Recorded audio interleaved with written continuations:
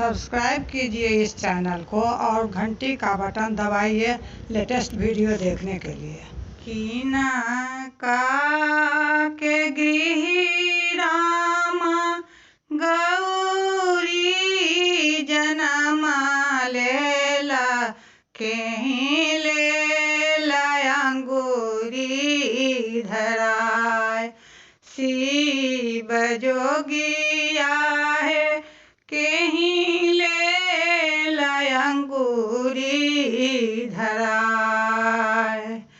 राजा हेमंत गृह गौरी जनमा लेला शिवा लेला अंगूरी धराय।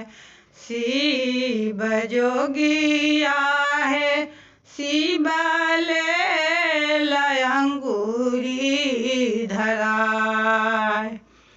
आहे 10 5 सखी मिली करथी गोचरवा सखी के बौरहवा ले जाय। शिव जोगिया है सखी के बौरहवा ले जाय। शिव जोगिया है सखी के बौरहवा ले जाय।